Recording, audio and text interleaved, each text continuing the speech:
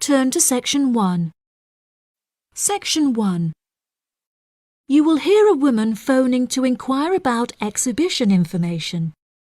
First, you have some time to look at questions 1 to 4.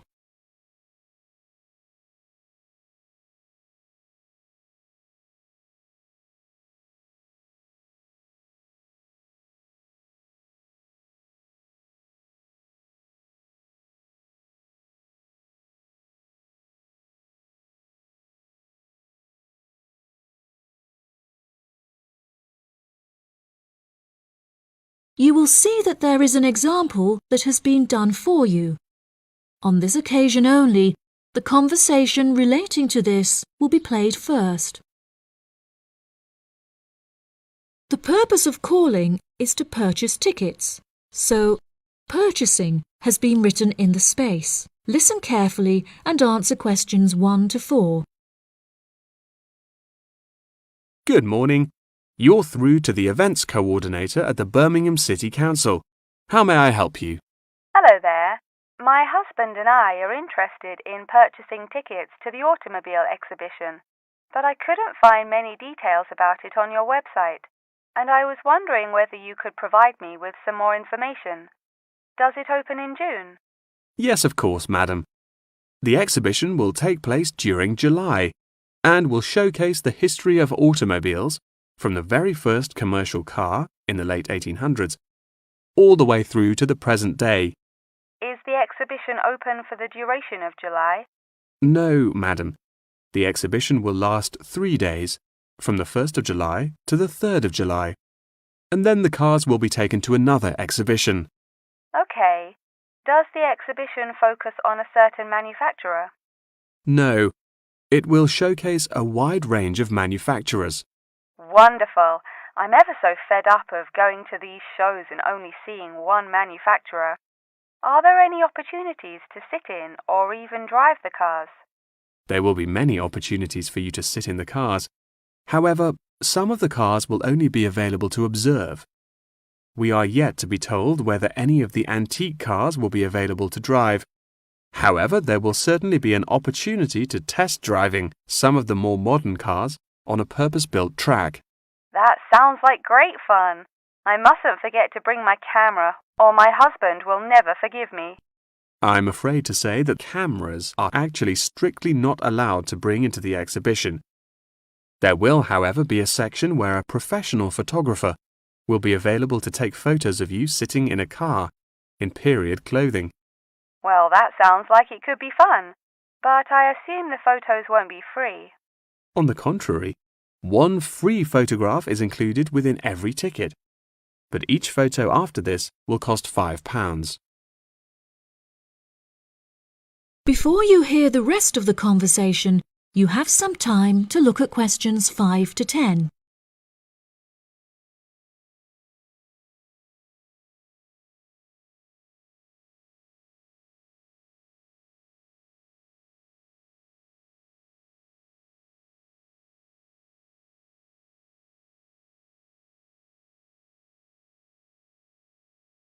Now listen and answer questions 5 to 10.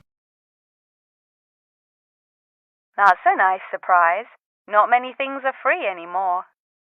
I've been asking around about the ticket prices, but I haven't yet had a definite answer. Is it correct that the tickets are £100, whether you buy them now or on arrival? I'm afraid not. If you buy the ticket in advance, the price is £110, but it's £165 on the door. Oh, goodness. I suppose I'd best pay for them now then. Is it possible to buy tickets from you now over the phone? Yes, of course, madam. I'll transfer you to the box office manager, Mark Edgeworth. That's EDGEWORTH.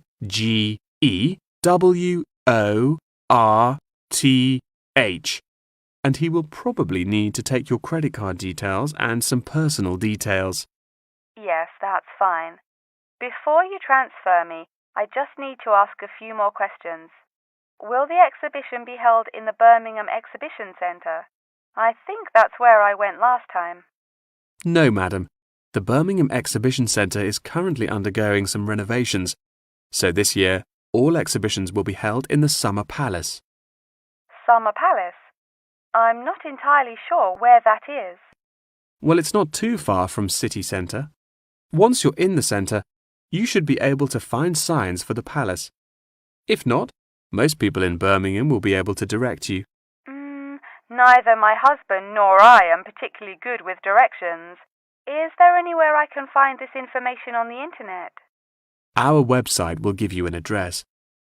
Perhaps you could visit www.directions.com for more detailed information, and they should be able to provide you with step-by-step instructions. Okay. And is this the best way to contact you, by phone? I think the most convenient way to contact us is inquiring online, which is much simpler than having to dial various different numbers to reach the right person. Unless you have any more questions, I'll transfer you now. No, that's great. Thank you for your help. That is the end of Section 1. Section 2. You will hear part of a talk given by a member of staff at a hospital. First, you have some time to look at questions 11 to 15.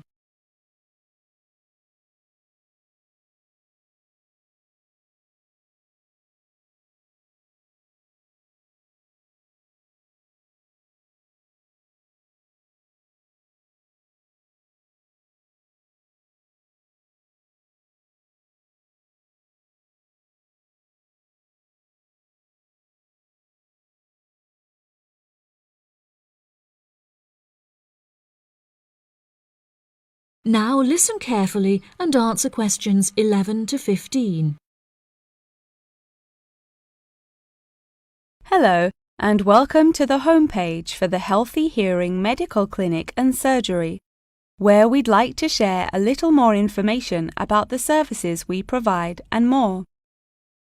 Our hospital is one of the leading specialised hospitals in the United Kingdom, attracting the very best healthcare professionals from around the globe. Not only are we a leading medical practice, but we are also the only hospital in the United Kingdom dedicated entirely to the treatment of and research into the curing of hearing loss. Our facilities and staff here are renowned across Europe, attracting thousands of patients a year. Our consultations can number anything up to 11,000 patients a year. However, we aim to treat around 5,000 patients a year so as to maintain and ensure the quality of our services. Our patients are guaranteed the highest standard of care, as well as the use of our first-class facilities. All patients requiring overnight treatment are provided with their own private room with ensuite facilities, as well as a state-of-the-art entertainment centre, which includes a flat-screen LCD television and PlayStation. Appointments with our healthcare professionals can be made at any time during the week, with female doctors available between 8 a.m. and 11 a.m. If you need to see a doctor outside of these times, please visit the Out of Hours page of our website for more information. Our doctors are all trained to an exceptionally high standard and practice a vast array of specialities. Mr. Roberts is a fully qualified ear and throat specialist. Mr. Edwards is a pediatric hearing specialist, while Mr. Green specializes in reversing hearing loss. For more details about our people, please visit the staff members page on our website. During a consultation, doctors will sometimes decide medication is required, for which patients should receive a prescription. There are several pharmacies within the city. However, we recommend that patients use the pharmacy housed within our healthcare facility. Our in-house pharmacy is well stocked at all times. Our products are competitively priced, and our pharmacists are on hand to help and advise from 8 a.m. until 10 p.m. from Monday to Saturday, and from 9 a.m. until 12 p.m. on Sundays. If you require any help outside of these hours, please see our Out of Hours page on the website. Since the Healthy Hearing Medical Clinic and Surgery also functions as a teaching hospital, we aim to provide our students with every opportunity to expose themselves to medicine in practice. Therefore, we would like to encourage our patients to give their consent for a medical student to attend their consultations. If our patients are not comfortable with this, there will be a form at reception where patients will be able to opt out.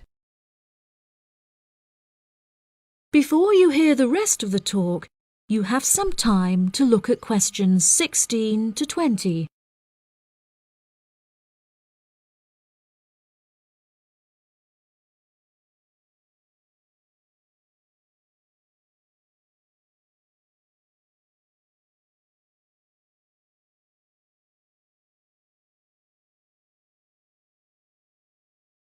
Now listen and answer questions 16 to 20. Now, please look at the map I've given you of the Healthy Hearing Medical Clinic and Surgery. For those not familiar with our practice, reception can be found through the main door at the end of the corridor. If your consultation is booked with Mr. Green, you need to go through the main door and turn right by the nurse's desk, and his office is at the end of the corridor on your left-hand side. If you need to alter any of your personal details, please visit our secretary at the Office for Medical Records, which you will find next to the therapy room. If you're awaiting surgery, please first check in with reception before taking the first door on the right after you enter the clinic.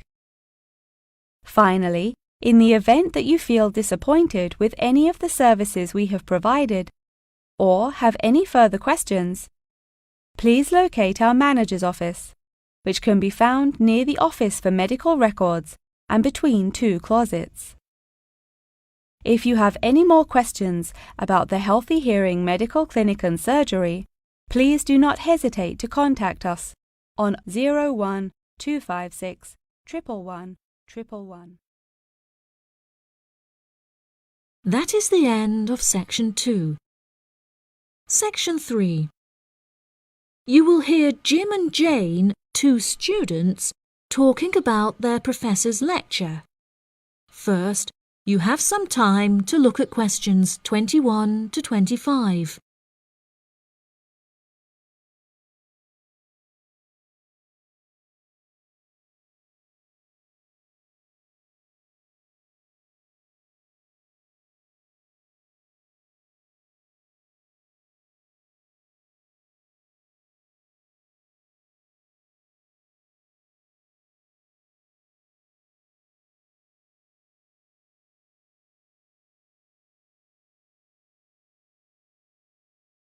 Now listen carefully and answer questions 21 to 25. Jane, what did you think of Professor Morgan's lecture? I don't know about you, but I find it incredibly difficult to believe that light influences the environment as much as he says. I've never seen any journal articles, websites or anything that verifies his arguments. It's stupid. On the contrary, I've seen a great deal of research supporting his argument from a wide range of renowned scientists. Have you looked at the recommended textbook listed on the course outline given to us at the beginning of the semester? All the information is in there. Perhaps you've just been looking in the wrong places. I never look at the course outlines. I have so many loose sheets of paper I tend to lose anything I'm given by the end of the day. What's the textbook they recommend? And where can I get it from? I should probably go buy it soon. I'm already behind in the course. Yeah, you definitely should buy it. And our grades are more important this year. It's called The Influence of Light on the Environment. You should be able to find it in the bookshop on campus. If not, they'll order it within 2 weeks. In the meantime, you should read up on Ken Simpson's work. He argues that in order to protect natural habitats, governments should endeavour to turn off lights in cities at night. Well, that's controversial. I doubt any government would be willing to do that any time soon. I imagine roads would become quite dangerous without street lighting. For this issue, Dave Kepler suggests they could just replace the existing lights with more environmentally friendly bulbs. They could even install solar-powered lights. That way, roads will be more eco-friendly while maintaining safety. Although I guess they wouldn't be particularly effective in colder countries, especially during the winter. That's quite a good idea, actually. The price of solar power is supposed to be on par with electricity within the next few decades, and it was on the news this morning. I've also heard that, according to Sharon Gray, in countries with more sunlight, insect-eating animals tend to be smaller in size. Since there are fewer insects, and the remaining insects produced a smaller number of eggs. Yeah, I think I read somewhere that sunlight also has a negative effect on the quality of water, but I'm not sure I believe it. In many hot countries, particularly developing countries, there is a lot of water pollution caused by factories rather than sunlight. Nevertheless, Maria Jackson says that in direct sunlight, the surface of the water becomes more translucent. Therefore, it affects the amount of sunlight that aquatic insects can absorb. Not much research has been undertaken to prove Jackson's theory, but it seems to have been widely accepted anyway. I've never heard of that. I'll have to look it up on Google. The only other theory I've studied is Barbara Swallow's study on how declined insect population adversely affects the frog population. Not that I'm complaining. I hate insects, especially spiders. You have arachnophobia? I never would have guessed. Didn't your brother have a pet black widow spider? Yes, he did, and I hated it. It escaped from its cage once, and we never found it. I had nightmares for months. Before you hear the rest of the conversation, you have some time to look at questions 26 to 30.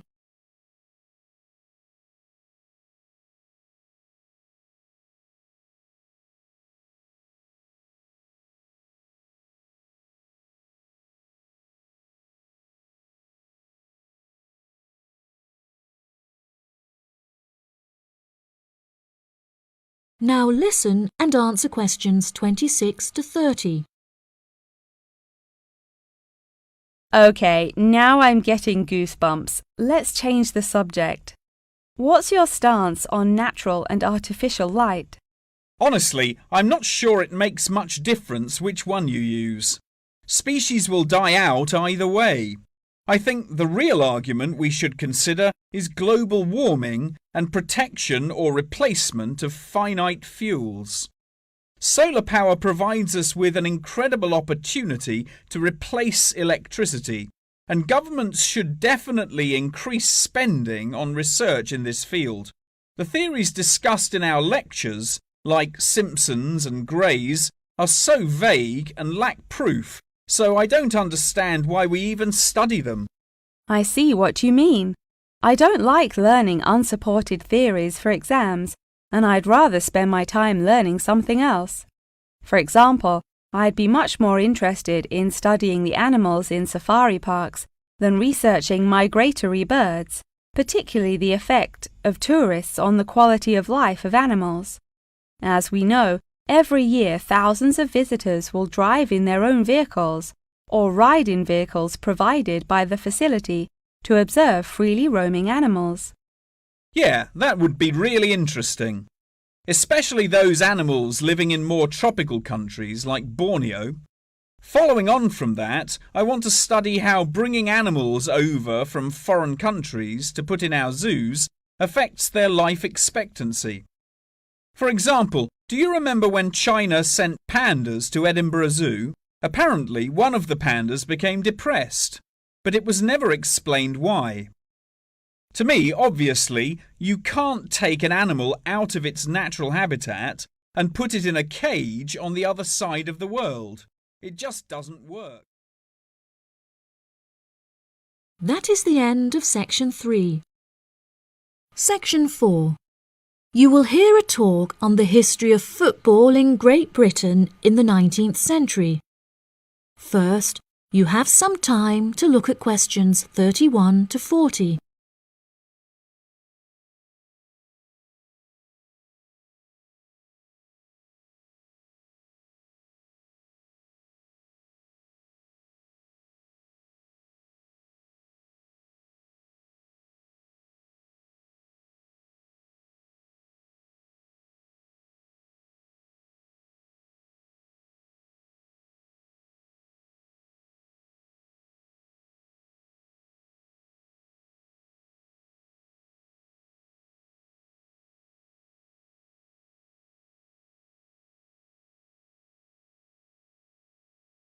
Now listen carefully and answer questions 31 to 40. Great Britain is often hailed as the home of football, with talented players travelling from far and wide to play for teams in the English Premier League, one of the most popular football leagues on the planet. Today we are going to take a look back to the 19th century Great Britain, in an attempt to trace the evolution of the beautiful game, as it is now known. Prior to the 19th century, the game featured a wide variety of local and regional adaptations, which were later smartened up and made more uniform to create our modern-day sports of association football, rugby football, and Ireland's Gaelic football. Even up to the mid-19th century, Shrovetide football, or mob football, was still widely practiced. According to the rules of mob football, there were no rules. A player could legally use any means whatsoever to obtain the ball, such as kicking, punching, biting, and gouging, with the only exceptions being murder and manslaughter. These games may be regarded as the ancestors of modern codes of football, and by comparison with later models of football, they were chaotic and had few cooperation. Towards the latter end of the 19th century and moving into the early part of the 20th century, however, there appeared a newfound emphasis on moral values in football. Perhaps a more modern example of this can be seen in John Terry's suspension as England captain, following reports of his infidelity to his wife. Furthermore, as mob football died away, there grew a greater concern for players' health and general well-being, with many clubs affording their top players access to frequent medical checkups and treatment. Despite the presence of Great Britain's unique state-funded National Health Service, football clubs are still seen today, providing team members with state-of-the-art healthcare facilities, with the top clubs even housing their own specialist doctors and physicians.